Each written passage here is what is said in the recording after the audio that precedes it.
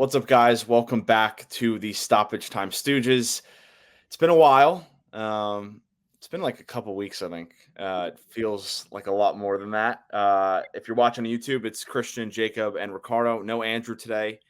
He's unavailable, but hopefully next time he will be with us. But jam-packed show. Just about everything you can think about right now. Ballon d'Or. Manager sacked, manager potentially coming into a big club, and we're talking our teams. So we're excited. But before we get started, guys, how we doing? All right. Not really. On the soccer front, on the footy front, could be better. What's Jacob's word of the day? I forgot to think of one again.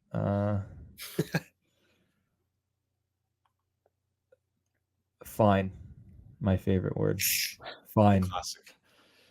Can't go wrong with it. I mean, it's not too good, not too bad. Right in the middle. It's perfect. Can't go wrong. Well, yeah, let's get right into it. Big news, at least one of the bigger things from the week was somewhat of a shock, I think, initially, but Rodri was named as the Ballon d'Or winner. Ricardo, your team had what we thought, at least publicly, was going to be the winner, Vinicius Jr. I guess your reaction to that, and do you think the correct player won the award? Okay. In the moment, I was definitely surprised, but I'm. It's hard not to be biased, considering the season, or I guess the calendar year that Vini had. Even though he was injured, he still put up like 20 something goals, 20 assists, something like that. So like the numbers were there, and he also just during the Champions League, knockout stages, he was arguably the biggest player in every single round. And they ended up winning it all. He was a big part of it. So, and they won La Liga as well. So I don't really like. Obviously, City won Premier League again, but personally, I thought Rodri could have won it the year before when they won the treble. I mean, and he score the goal in the Champions League final against Inter? Yeah, so he did. I thought if anything, it should have been last year for him, but I don't dislike. I actually really like Rodri. He's a great player, and I can understand the argument of like this is almost like it was doing football, the sport, justice because it's not just about the stats and the trophies, I guess, but it's part of it. But still, just the impact. I mean, you can even see it the last few weeks with City. Without him there, like they're just not as good in the midfield, and they've missed his presence. But I don't know if that has if they take that into account at all. But personally, yeah, I thought Vini would have won it. But I mean, it was close either way. So I wasn't really mad, if that makes sense. Jacob, reaction? For me, I've sang Rodri's praises a lot on this show. I think he's an amazing player. I remember 3 years ago I said he was going to win the Premier League Player of the Year. He is that good. And I get it. He's a 6. He doesn't score a lot of goals. He's not going to light up the stat sheet in the conventional way, but he's very impactful. Everybody knows that. They know that from watching City with him and without him. They know that from watching City, how when he's healthy, they will literally do anything to make sure he plays. They literally don't. It doesn't matter who they're playing. They want him. It could be a team in the League One in the Premier League or like the English League, and he still will be playing. It doesn't matter who the opponent is. They want him out there. What bothers me more is Real Madrid's reaction to this as a club. This whole boycott really bothered me. I thought it was really pathetic and childish and weak. I get it. You're upset. You had 2 guys that could have won the Ballon d'Or and they didn't. Too bad. Okay? You still should show up. I think this whole thing, we're going to boycott the Ballon d'Or summer. I just think it's really childish. And I think it's disrespectful, to be honest with you. It's disrespectful. You know, how would Real Madrid feel if all those years Ronaldo was nominated for the Ballon d'Or? Messi's like, I'm just not going to go. Yeah. Screw him. I don't want to do this. They wouldn't do that. It's a little holier than thou, and I don't like that at all. But Rodri, one thing that I think Ricardo forgot to mention is the fact that Spain won the Euro. Oh yeah, that's true. Yeah. And I think that was definitely factored. And Brazil had a bad Copa America. That's true. Yeah. And I think that helped Rodri. Maybe gave him a slight edge. I don't know. I don't know what the voters were thinking when they came to this conclusion. Only they can say that. But overall, I think Rodri is the rightful winner of this award. It's a prestigious award. But, defenders have won this award in the past. Why? Considering how much money people have been spending on sixes and center defensive midfielders in recent years, it's kind of showing you that, they are pretty important to most teams. So they ought to be honored in that way. And this isn't because, Rodri deserves this no matter what. So I don't really see a problem with him winning this award at all. And again, I don't like circling back to Real, them trying to grab the headlines for this boycott, I just thought was really just, again, childish. Yeah, I mean, I agree with you guys. I wouldn't have been. I don't know what the right word is, but I don't think it would have been wrong if Vini won it. I think that's my take as well. Because again, won La Liga, was huge in a Champions League title-winning season. Again, he didn't have a great Copa America. Brazil, I mean, there was a lot of things going on. A lot of players who underperformed in that tournament, which probably hurt him in this case. But, I mean, Rodri is – we've never seen a six score as many goals as he has. We haven't seen a six be as involved in the attack, like as in scoring and assisting ever, probably. So – yeah, I mean, Jacobs sang his praises. I think he's probably still underrated, which is remarkable for a Ballon d'Or winner. I think it's the right person to go to, but I wouldn't have complained if it was Vini. It would have been interesting to see if England won the Euros. Would Jude have? I mean, it probably would have been Jude. And again, I mean, it would have been interesting to see if Vini won Copa America, how the voters would have looked at this. So yeah, it's I think it went to the right person, but I think Vini is probably going to win one soon. Although I guess the other side of this is, well, Real Madrid has got a lot of players that are going to be competing for it, so they might actually hurt their cases. They might cancel each other out. A million players who can potentially win. I mean, if you look at the top, echelon of players in this ranking, Vini second, Jude third, Carvajal fourth. You had Mbappe, now one of their teammates, in sixth. Toni Kroos, who was still on the team at the time, ninth. So Carvajal was fourth. Yeah, which we can get into. We can get into the top 10. I mean, I love that was a big talking point.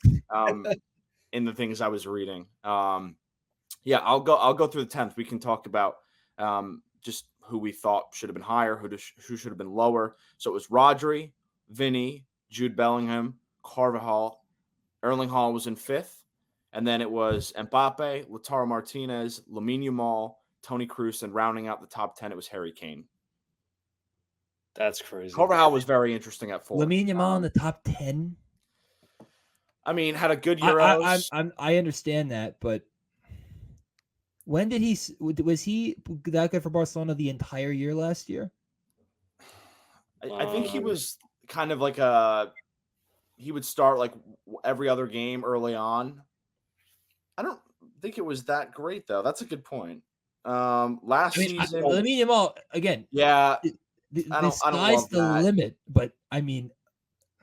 Last year, is this like a 50... This is a year award, not a 6-month award. Yeah, that's true.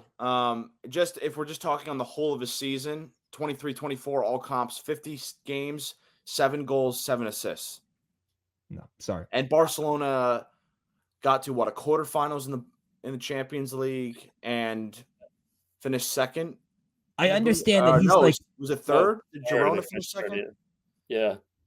I understand that Jacob's he's right. 10 years old. It's not a I get it. season award, it's a yearly award, but I get that's it. kind of puzzling. He's 16 or 17. I get it. I get that he's a little kid, but come on.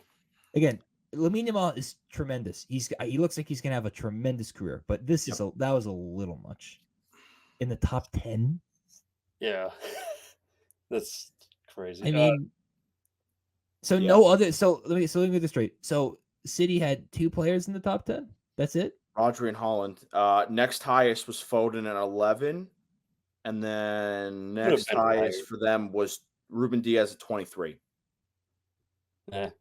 I mean, they chop and change their defenders, so I'm not really mad. De Bruyne missed a lot of time. Foden probably should have been higher, though. That's what I'm saying too. Probably could have been I think he was probably their second. He was the Premier League Player of the Year last year. Yeah. That one. I think the other one for me was Lautaro being at 7. I know Inter didn't have a great Champions League, but he was top goal scorer at Copa America in a year where they won it. And he was top goal scorer in Serie A and was the the equivalent of Player of the Year, Serie A MVP. Who is the highest center back? Highest center back was, let's see. Looks like Rudiger at 22. Really? Why? No, I mean, one, that it takes that many to get to a center back. And I love Rudiger, but he's better than Saliba. Saliba was 2 behind him at 24. Yeah, swap him. Saliba's got to be higher than that. I'm sorry. I mean, he literally played every minute of every game for Arsenal last year. Yeah. You'd have to rip Mikel's arm off to take him out. Yeah, I mean, it's interesting. There's some things on this list that are puzzling. I mean, if we're looking at where's Cole Palmer on this list? Players like Danny Olmo, who was injured for a lot of the club season, finished 13th. Excuse me? Oh, where's Cole Palmer? Where's Cole Palmer on this list? That's 25th. Disgraceful. Where? 25th. Danny Olmo is better than Cole Palmer? Really? Where was he last year? Leipzig. And he was hurt for most of the season. And where'd they finish? Oh, gosh. Leipzig finished probably 4th. Yeah, 4th. In the German league. Oh, okay. I mean, that's ridiculous, but yeah, it's without Cole. Again, I'm biased. I get it. Without Cole Palmer, Chelsea would not be a top 10 team. I agree. They might barely be a top 15 team if they didn't have him. I think that's harsh. Yeah, but I don't know. It is harsh. Last season, they would have been outside the top 10 without him. I agree with you on that. Yes. Yeah, because I mean, when it goes to attacking young players, I can't really think of ones that are more talented and playing better than him right now. Yeah, I mean, the only other one where is the highest goalkeeper on the list? Highest goalkeeper, Emi Martinez at 18. Okay. In the top 29, he was the only goalkeeper. Yeah. That's interesting. Any left backs? Any left backs on this? Left backs in the top 29. I mean, it wasn't. I feel like the left back is becoming like very unimportant position, but no in the top 29. I can't believe Carvajal was 4th. It shouldn't be that high. I mean, again, Carvajal is a tremendous player. Again, Real Madrid, their backup's Vasquez for him, so they obviously think he's very important. But 4th? I'd put Harry. Danny Carvajal is a better player than Erling Haaland. Really? Well, I don't think that's the way to look at it, though. No, I understand that, but they it's funny. They didn't give Vini Jr. the award, but they love Real Madrid. I mean, how many Real Madrid players are in the top 10? Vini, Jude, Carvajal, and Cruz, 4. Yeah.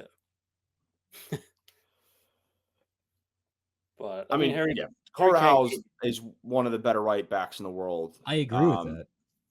yeah, He scored what was the game winning goal in the Champions League final. yeah, I'm just interested to see like what I would love to be in the room for these kind of things because like Lookman was 14 basically off the back of winning a Europa League with a hat trick.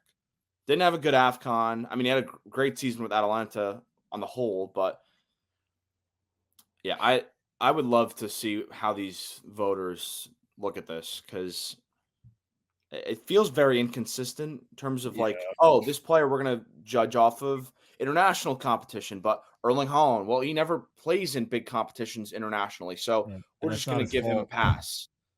So I don't know. It feels very inconsistent. At least the Yeah. winner. I mean, at least the winner is not someone we're like, oh, this guy got robbed. I mean, Vini, yeah.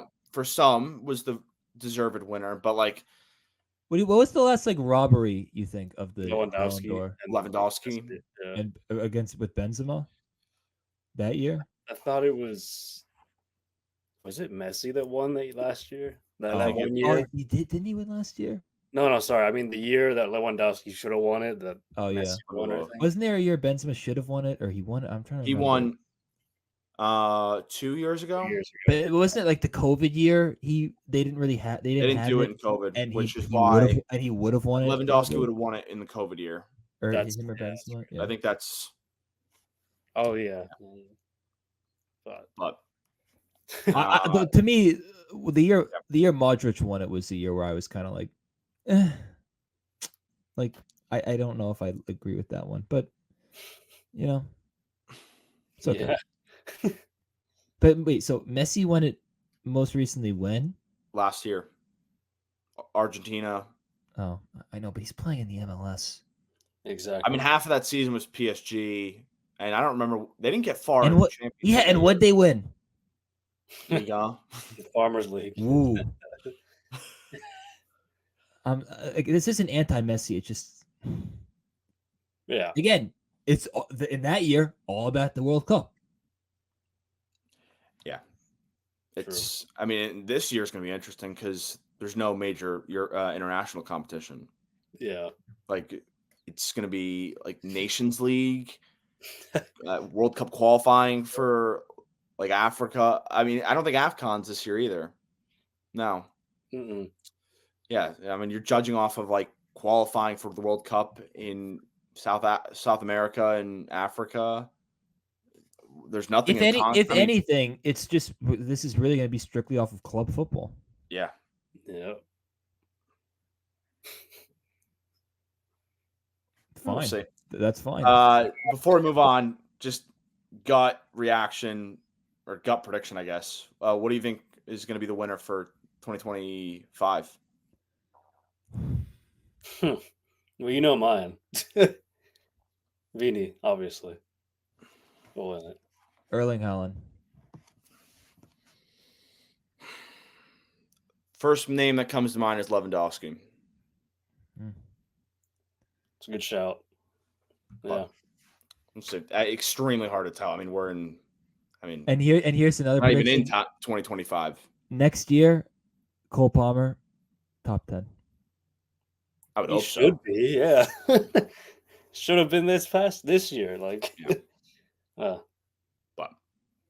I mean, at this point, we're in October. We don't even know what's going to happen in 2025. But all right, let's move on to, pretty important news. Something we expected. Manchester United sacks Erik ten Hag. We've talked about that for 6 to 8 months at least, maybe more. It feels like longer. Jacob, I'll start with you. Just your reaction to Ten Hag getting, taken out of the position, and do you think it was the right decision? I would hope. I guess it's the right decision, but if I'm a United fan, I'm thinking, here we go again. We're firing a manager who we got that was a good manager in a different country in a league that is. So what do? Let's hire another manager who doesn't work in a top 3 league and is really good at that. What could possibly go wrong? I mean, again, I thought they would have hired Southgate because everything that we heard was all about how the Ineos people, they love Southgate, they want an English manager. I was dead set on thinking that was going to happen, and I really thought that if the England didn't have Euros last year, they would have hired him, but they didn't. So and they had it, so they couldn't do that. But I still can't believe the thing that makes me laugh the most is that they went from not knowing if they were going to bring Ten Hag back to bring him back, and then they gave him an extension. Oh, I can't believe they did that. An extension for what?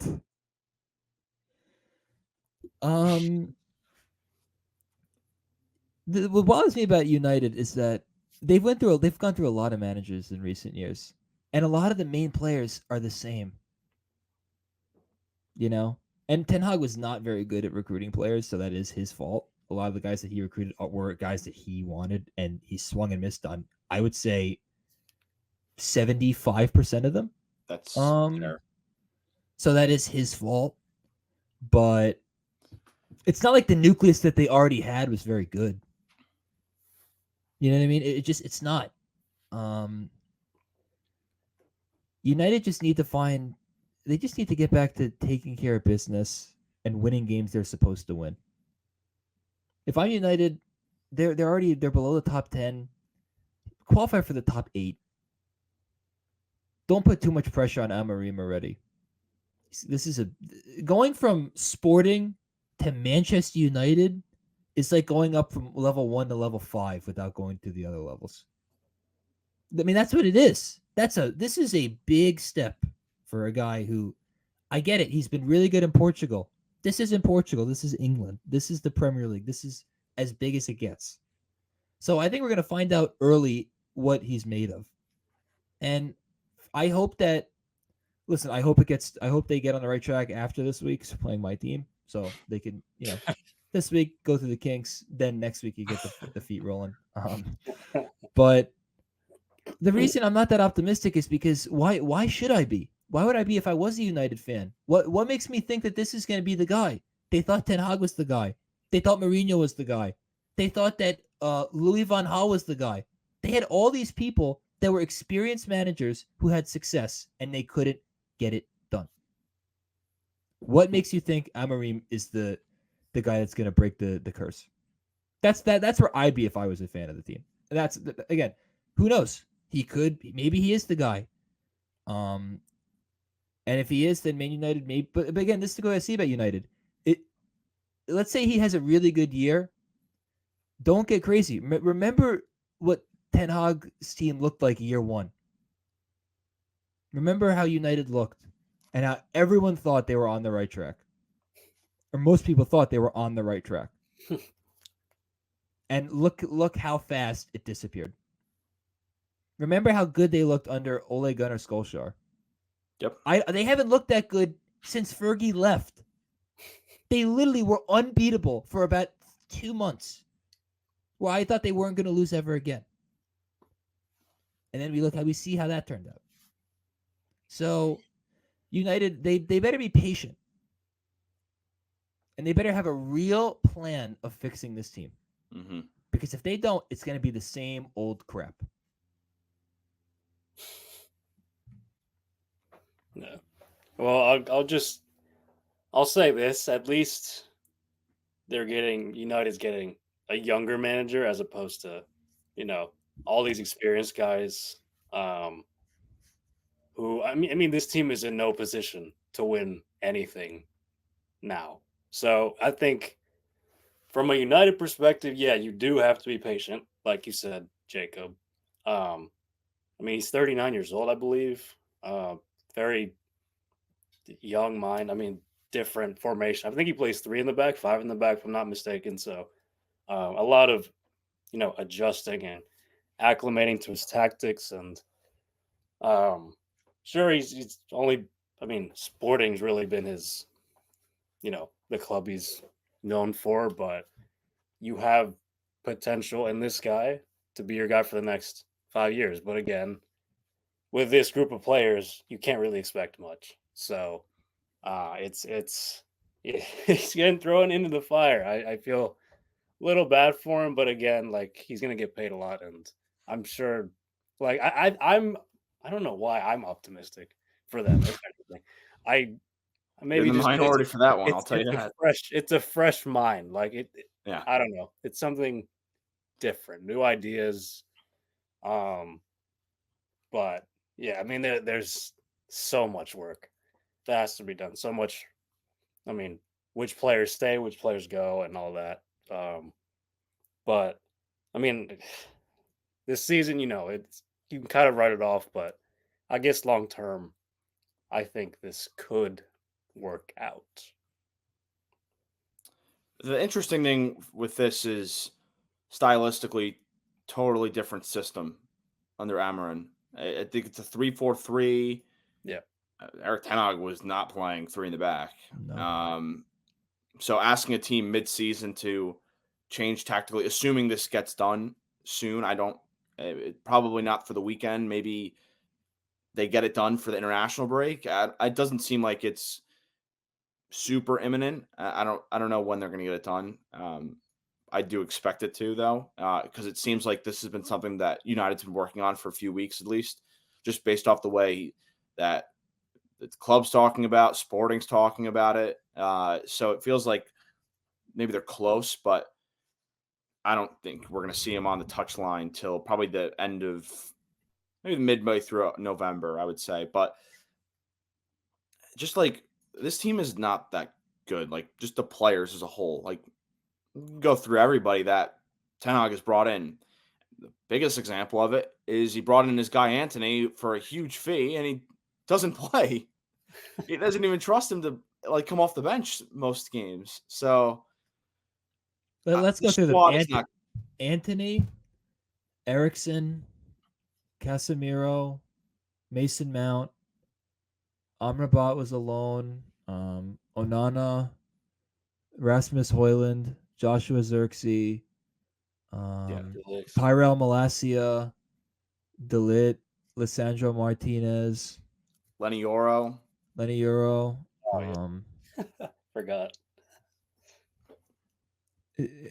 Ugarte.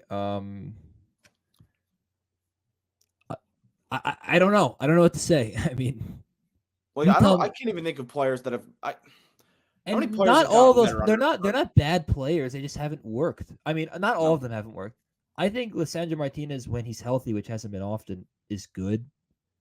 I think Ugarte is. I think he's a solid center back when he's fit. But they got a really good year out of Casemiro. It's been pretty downhill since, but they did get a real. They got one really good year out of Casemiro. I think that's probably the last good year he had in him. Mason Mount stinks. And yes, I do have a vendetta, but he's not very good. Thank you for 55 million. I know Joshua Xerxes is definitely my father's least favorite player. He gets so angry watching him play. He's like, what does he do? He doesn't do anything. I'm like, he just got an assist. He's like, I don't care. Yeah, it just I think Onana's gonna be good. He makes way too many mistakes. I mean, Onana is the king. He's been better, much better this season. I will say. Yeah, I will give you that. Onana loves to make saves that no one else, that very few people can make, and then he gives up a goal that's right through his arms. And it's like, what are you doing? Like it doesn't go together. But I'm not worried about him, but they just need a culture shock, I think, more than anything. They need it badly. They need a new way of doing things.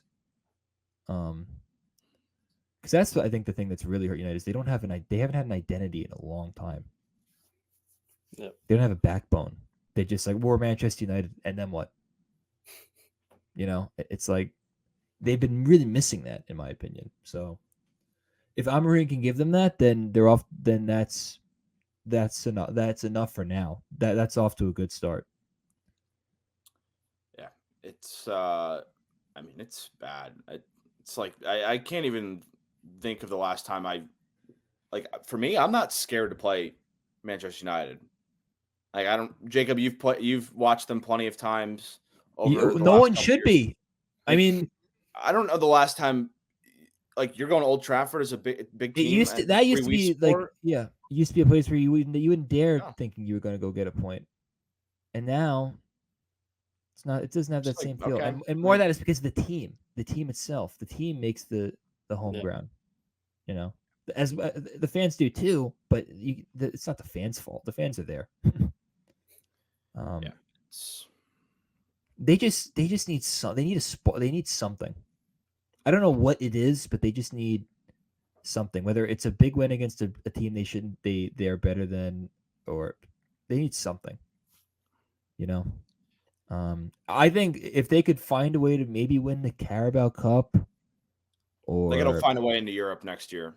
that, yeah. Whatever, Maybe whatever path it is. maybe if they win the Europa League, and even if they don't have a good finish in the league, if they win the Europa League, they're going to be in the Champions League. So that would be my focus if I'm Amorim.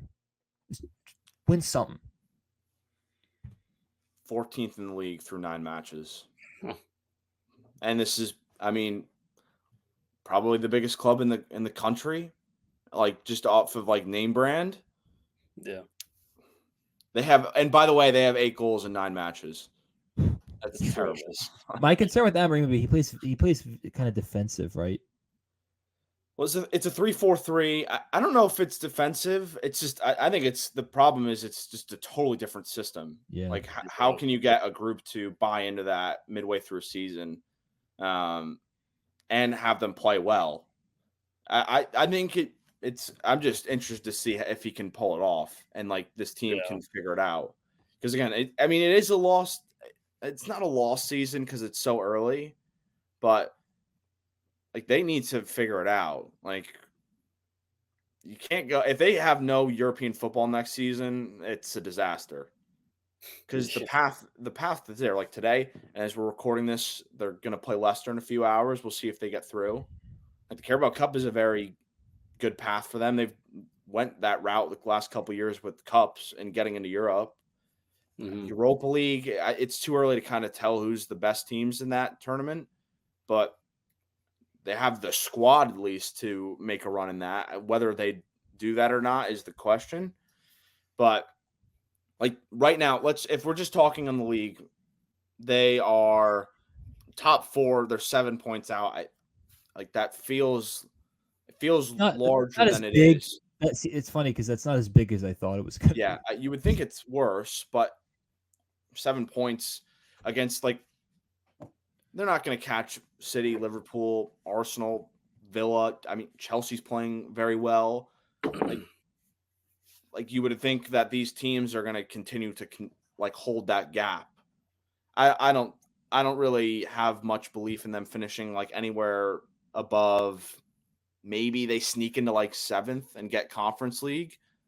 Yeah. Assuming they win something else, but yeah, Amarin's in for a tough one because as Jacob said earlier when we were talking about this, like Ten Hag was highly touted, he was highly wanted, like not just by United, it was like other big clubs in Europe, coming from not one of the top 5 leagues in Europe.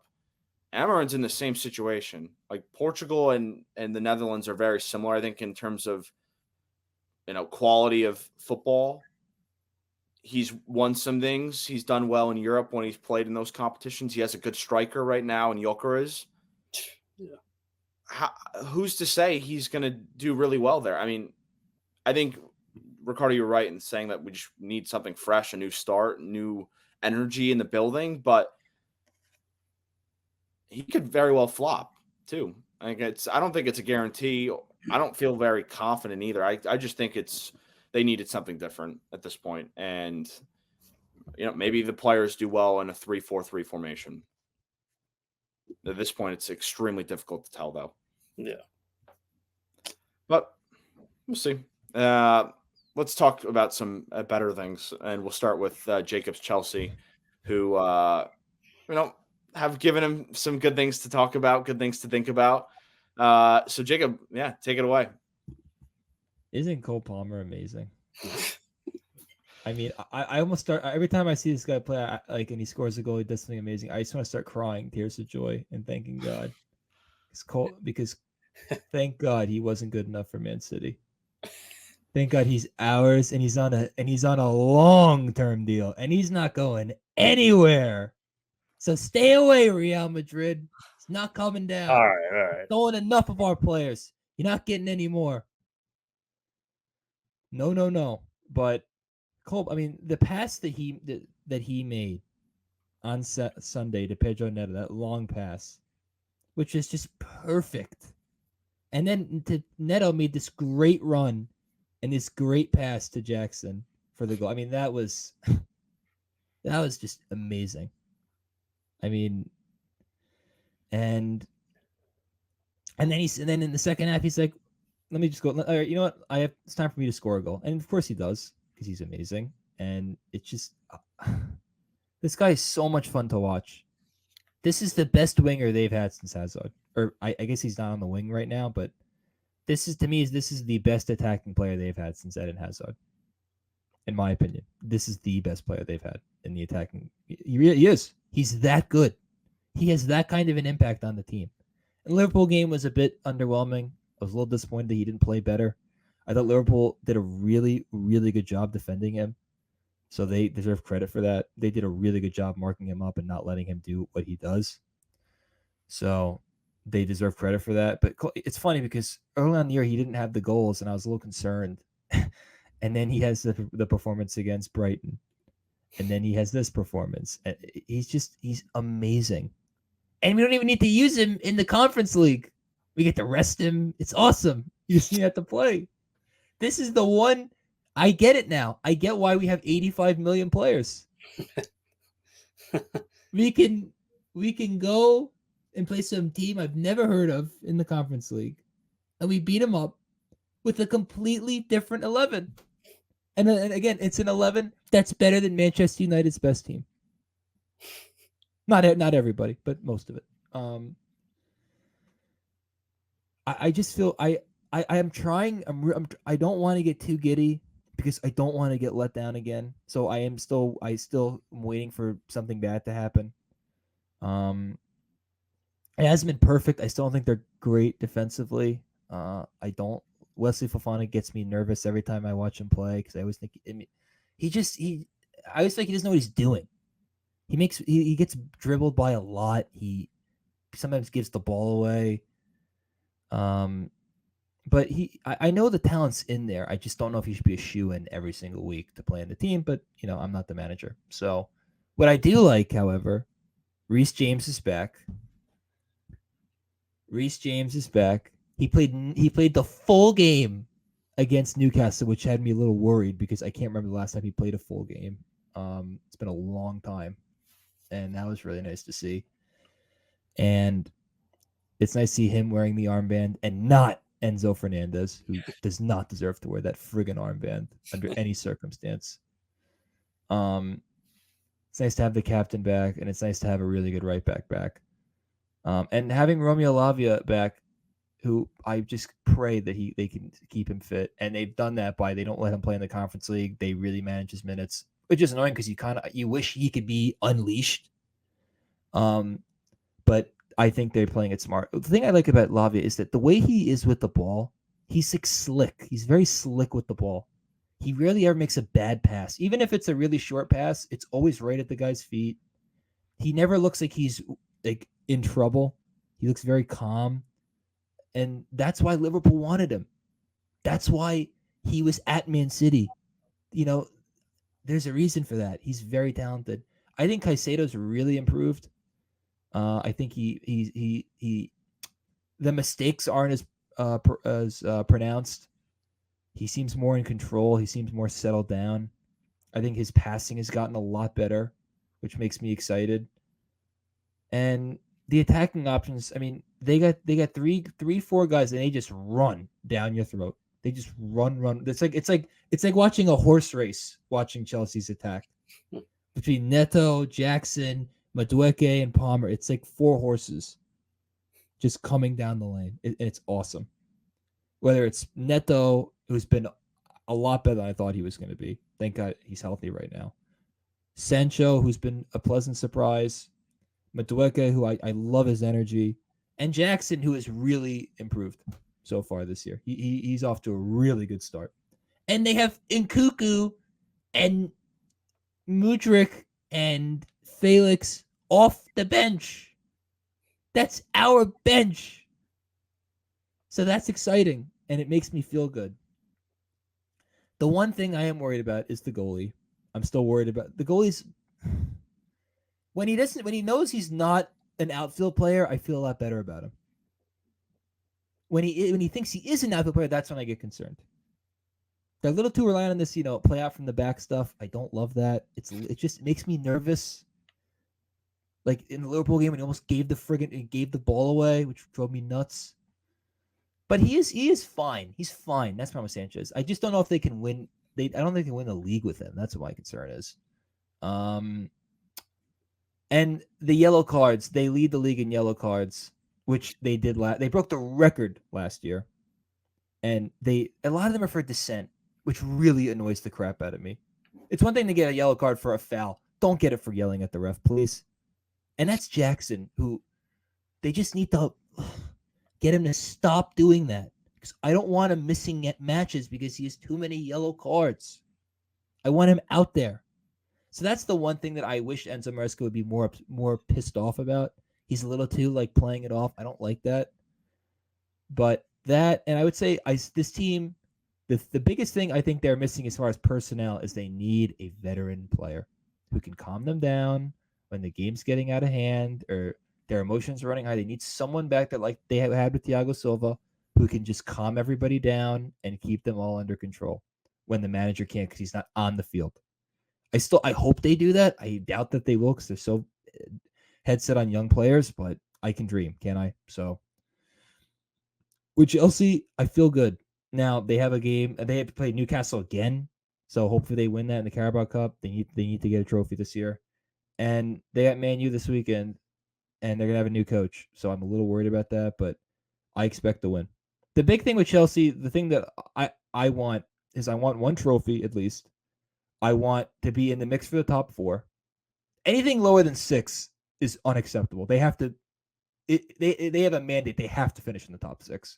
And I think they can get 4th. That would be ideal. I really think they can be better than Villa. And what was it? I want to see them beat a top 3 team.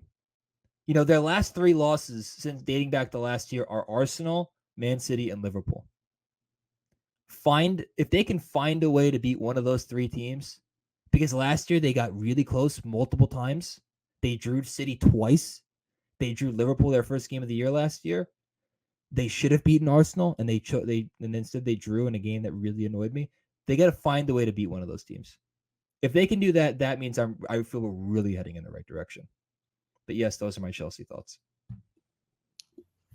I think the biggest thing from an outside point is Enzo Maresca has done an A- type of job already. He is. I'm glad I've been wrong about him so far. Yeah. I'm really happy. He's way better than I ever thought he could have been. And the thing that I like with him is that the players respect him, and they know what they're supposed to do. He has a system, and they execute it, and they beat up bad teams. Which is very important to me. I don't like it. You always hate a team that doesn't play up to competition or down, or whatever it is. They take care of business against teams that they should. And that's the thing that good teams are supposed to do. And they do that. And that makes me feel much better about the direction of this team. Yeah, because, Maresca came in with a squad of 40-plus players and said, you know what? I'm going to pick my players. The ones that are not part of my plans can, bye-bye. Train with the second team, train away from the team. And you know what? I'm going to stick to my guns, and that's how it's going to go. And you know what? It's worked. I like that. So, I really like the fact that he's. I think that's. I don't care. I don't care how many years Raheem Sterling's been here. I don't care. If he's not in my plans, I'm not going to play him. And if you have that conviction like that, and you're right, then it makes you look like a genius. So. Yeah, I think. A lot of these guys are playing well at the moment. You look at the attacking talent, the guys that aren't starting in the Premier League, you know what? They're going to do well in the Conference League. And Kunku's, I think, the top goal scorer in the team across all comps. He leads the league in goals, and he barely plays in the Premier League. So I think Chelsea's looking really dangerous right now. They're deep. they're, attacking teams with multiple guys that can cause issues. I mean, you mentioned all the wingers. Madueke, a nightmare to defend at the moment. Neto's as difficult to defend as anyone in terms of pace and, the delivery he can put in. Mudryk is, having some more end product when he's played. So I think Chelsea's in a very good position. And yeah, in terms of the top four, the difference between them and Aston Villa is probably going to get into at least, that knockout round to potentially play in the round of 16 in the Champions League. So the deeper they go into that competition, the more stress, the more prioritizing that, holds for them. I think Chelsea, I mean, for me right now, is the fourth best team in the division. I think if you ask me right now, I think they are going to finish in the top four because, again, the squad is much deeper. I mean, in terms of depth, I don't really think you can find a deeper team, definitely in the Premier League, maybe in the entirety of Europe. Just like in terms of sheer numbers, like they literally have 2 starting 11s. Like you can just chop and change. Like it's ridiculous and it's working, which is a credit to Maresca. Because, in most cases, managers would just not be able to get guys to buy in.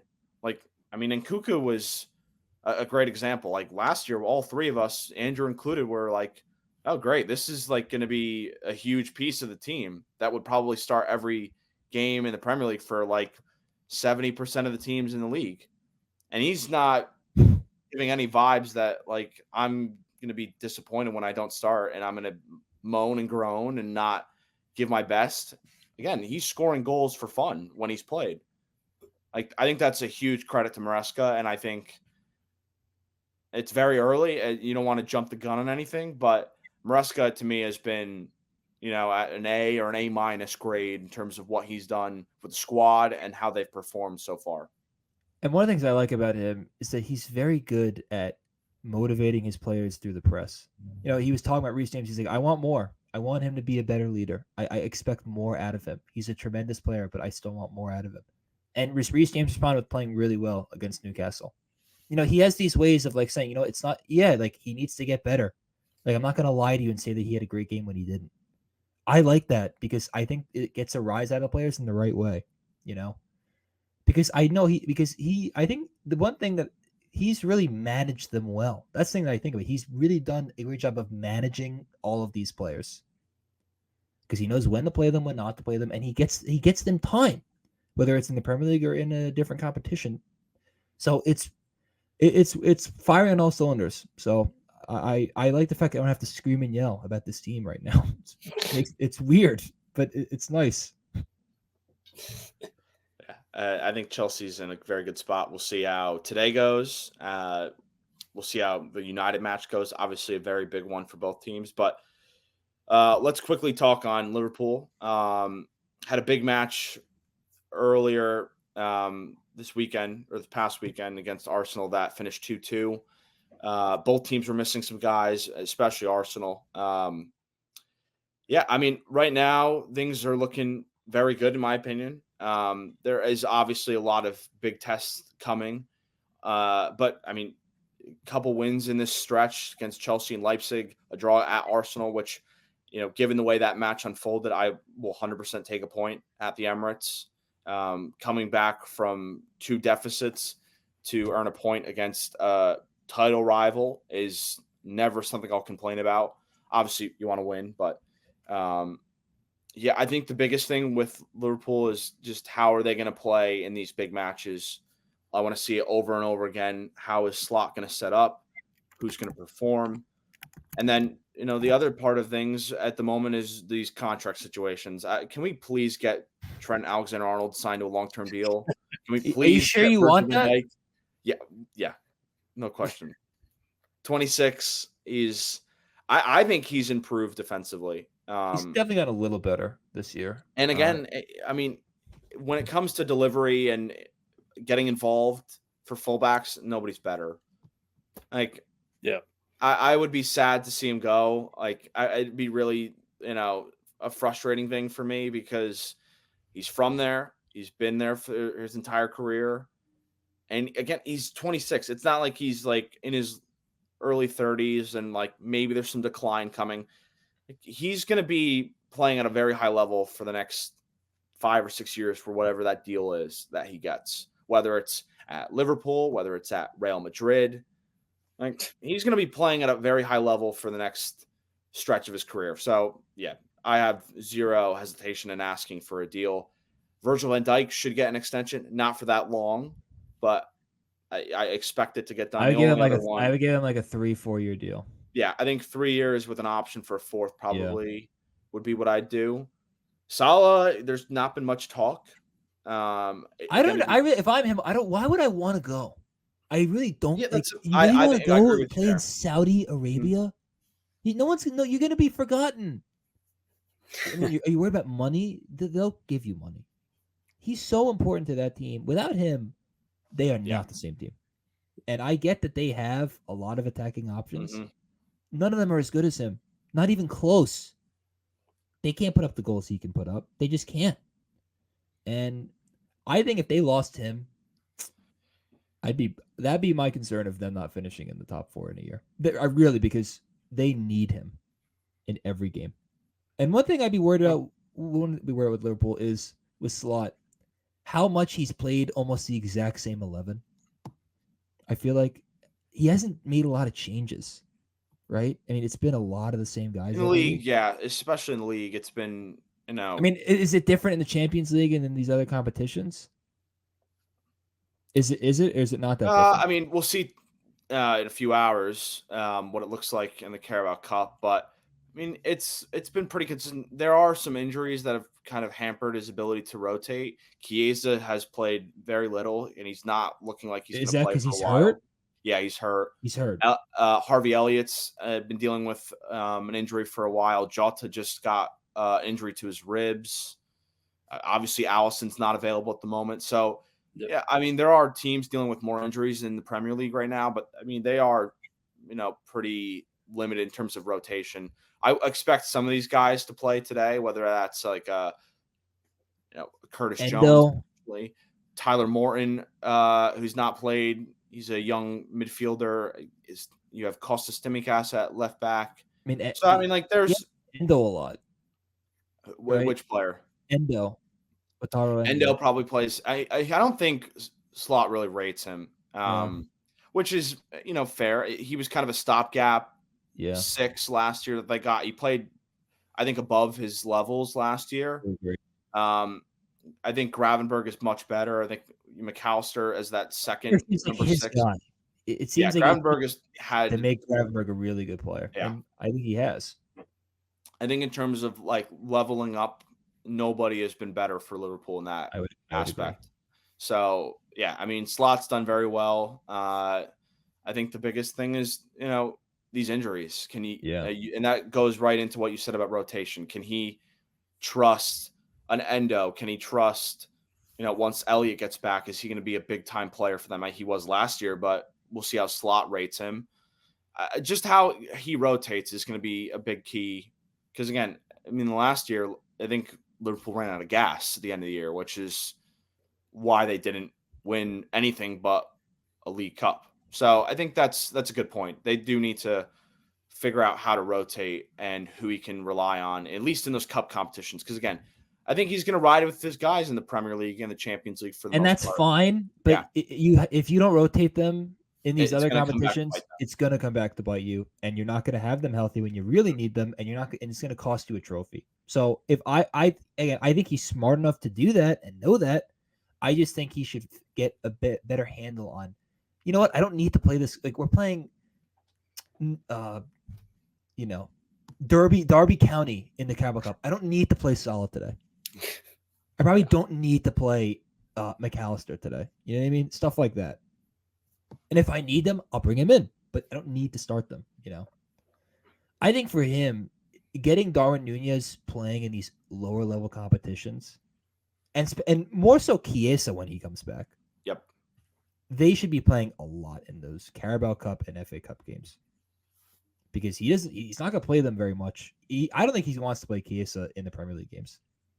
I don't think he's not gonna play him over Jota, Gakpo, Nunez. He's not gonna play over any of them. Nope.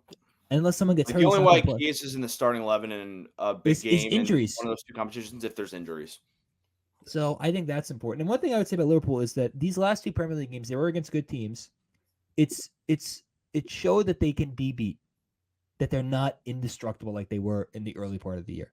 And that's expected because they had a relatively easy ride the first however many games. But that'd be one thing if I'm Slot, like, okay, these young these good teams have given us a bit more of a test than we've gotten before. How are we going to make sure that doesn't happen again? You know, I get you were playing Arsenal and you were on the road, but they had injuries. You know, and I understand that you know you're happy with the draw, but there's a time you want Arsenal. It's when they are missing certain guys. I mean, no Saliba for Arsenal. No Saliba, no Odegaard. Saka wasn't 100%. Yeah, I mean, Liverpool was out at left back. Are fine. Like Liverpool are fine.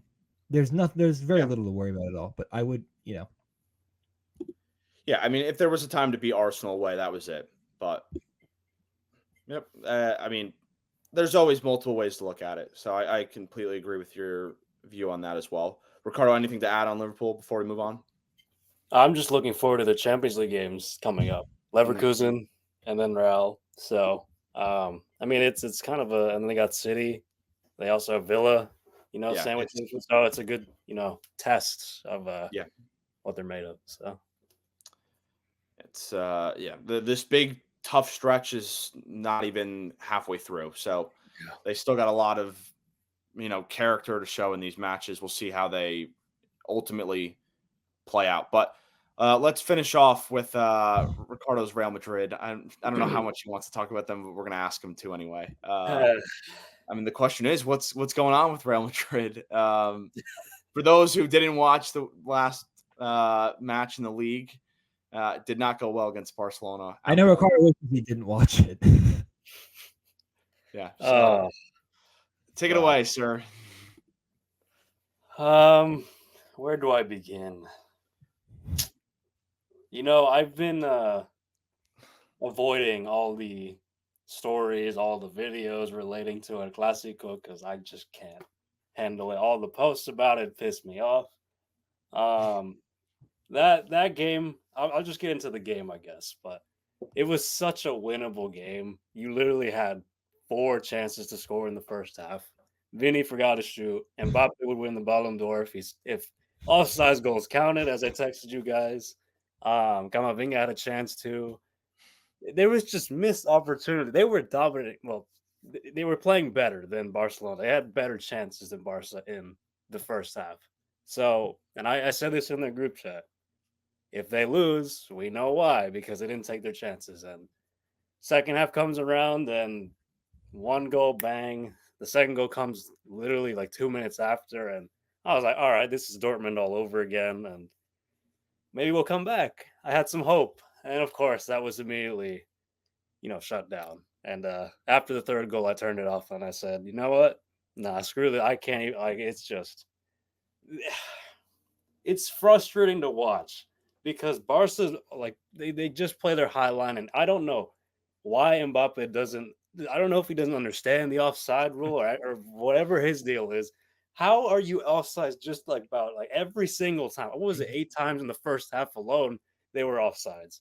Mbappe probably had half of those, but it's just like this is such a basic rule. Like, I don't know. Have offside in Liga. Like, yeah, maybe they didn't. Probably not worried about it. It's like did not exist there, but I mean, like him specifically, really, it's just I don't understand. Like he can score when he's offside, but he can't when he's 1-on-1 against Iñaki Peña. It makes no sense. Paying you all this money just to not score. That's great. But it was, I don't know, that specifically, that game should have taken the chances. They didn't. They paid the price and they got thrashed. And I mean, rightfully so, because the second half they just came out sluggish. So this as for the state of the team, I mean, what is the gap now? It's 6 points. I mean, it's 6. Yeah, it's still early. But it's just one of those where you were at home too. That's the other thing, and it was just a missed opportunity. I don't know. I was expecting. I know I bet that Real would win. That was me being maybe a little too optimistic. Maybe just manifesting a win, but I deep down was like, I'm hoping for a draw at the very least, and they couldn't even get that. So, I mean, they'll play Valencia. Hopefully, they can right the ship. Actually, that might not even be played because of a storm that happened there. Um, eh, Champions League played Milan, so at home the next two games after that. So, I mean, I don't really know where to go with it. It's just like they'll look good for maybe a half, and that's about it. They just can't do it over 90 minutes, and it's really frustrating when you have all these good players that I don't know. They just can't put it together for a full 90 minutes. I don't know. It's just they haven't. I, yeah, I don't know. The Barca game literally was the first half, and then the Dortmund game before was the second half. So it's like, why can't you just do it all together? Put it I don't. together. Yeah, I don't know. It's frustrating. Where is the panic meter?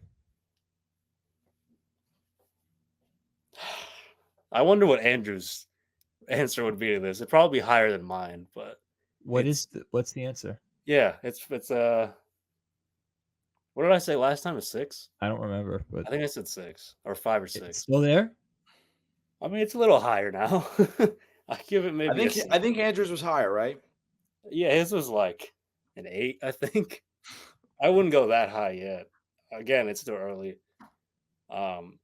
It's I'm surprised you're not more Yeah. upset, to be honest with you. I mean, I guys think got I think he's more upset than he's showing, or All right, maybe well, because it's been a couple days. yeah. That'd Well, be yeah, my guess. in the moment, I was very, very upset. I mean, I I mean, was texting you guys they whole time. embarrassed you and on your home turf. Yep. Your Yeah. arch rival. I mean, it doesn't get. It can't get much worse than that. I mean, the fact that all the goals came in the second half would really bother me. And Lunin was just. Okay, that's one thing. Yeah, I mean, could he play worse? Yeah. I don't think he could. I mean, he was terrible. He could have saved at least 2 of those goals. The Lamine Yamal one potentially. I mean, that was. I think the first Lewandowski goal he could have But saved. that one too, yeah, he could have saved, but Bad. And yeah, I mean, it was just. I don't know what to say. I mean, it was just really bad performance by Real. Really bad. Can't get much worse than that, in my opinion, as far as one game. I mean, they're lucky it's early. yeah, They still got time to figure it out, but they better get it figured out soon. Because if they don't, they're going to let Barcelona run away with this. yeah, Not to mention that Barcelona is also like expecting some of these injured players to get back. I think Barcelona is like, in terms of form and quality of play, I don't know if there's a team that's playing better right now in Europe. And that's with like missing. I mean, you can go down the list of injuries. There's like, 3 or 4 starters injured right now. That would probably be in their best 11. I think the most impressive player right now for Barcelona to me, just like where they've come from, is Rafinha. yeah. And he's now the captain, or at least the acting captain at the moment, and he's like, his end product has been on another level. I'd be scared for anybody that's got to face them in any competition right now. Like, it's ridiculous that, like, you know what, Frankie de Jong, he can come off the bench. Danny Olmo, no, he's fit now. He can come off the bench. Like, they're missing Ter Stegen, who's one of the best goalkeepers in Europe. Christensen, nice squad player who's done well for them. Araujo is not playing right now. Bernal got hurt early in the year. Like, these are all like players that would be really helpful, and they're still playing really well. Is Gavi back yet? He's back now as well. He came off the bench in that match. Hansi Flick has come out of nowhere, not having a job for a little bit of time, and has done unbelievable work. I mean, they have one loss. They have scored 37 goals in 11. You remember how good he was at Bayern? I mean, I'm saying in the sense that I mean, how long has it been since he's out of job? He was out of the Germany job after the World Cup, I think. Yeah. So I mean, whatever that break did for him is proved dividends. I mean, we knew he was a good. I think he just manager. wasn't fit for that job. I just think it was a maybe bad job. some managers just aren't. Coaching mean, international Germany at that point we're not in a good very position different anyway. Coaching a club, it's very different. Yeah, it's. I mean, Ricardo probably doesn't want to keep talking about Barca, but No, I don't. But you're right. Like, it's just the truth. They're playing very well. They literally, they are. I do agree with you. I hate saying that they are the best team right now, the team in form right now in all of Europe. So, yeah. You're just gonna forget about Napoli? No. All right. Well, I mean, that's what I regret. One of my regrets is not being more delirious when I predicted that Napoli would make a big improvement. You're right. You're right. Yeah. Told you about that. I told you. I kept telling you. I don't care who's on the team. They have an amazing manager. It doesn't matter who the players are. It makes no sense to me. It makes all the sense. He did the exact same thing at Chelsea. No, I know, but they were 10 and then makes they won no the sense league. because the squad, I mean, minus like Lukaku and a couple other players, was terrible last season. But exactly. I guess you know what? Conte figures it out. Yeah. I love Maresca, but God, I miss Antonio Conte so much. I miss that chaos. No, you don't. The best, yes, I do. It's too the much. The best is he's talking about what did he at Tottenham. He's like, I think I did pretty good. I think I did pretty good job. They were 9th, and I bring them to Champions League. I think that is good job. And by the way, the fact that Mourinho that game against Man United was the funniest thing ever. When he gets sent off, he had to sit in the stands, and then they went and tied the game. Classic. That game had everything. Yeah. But yeah, I think that's all for us today. Thank you for watching. It's been a minute. We appreciate you being patient with us as we figure things out away from STS and the Stoppage Time Stooges. Make sure to let us know what you guys want us to talk about next time. We hope to have Andrew back. Check us out on Twitter. Follow us on Apple Podcasts, Spotify, if you want to listen to us audio version. And check us out next time. See you guys.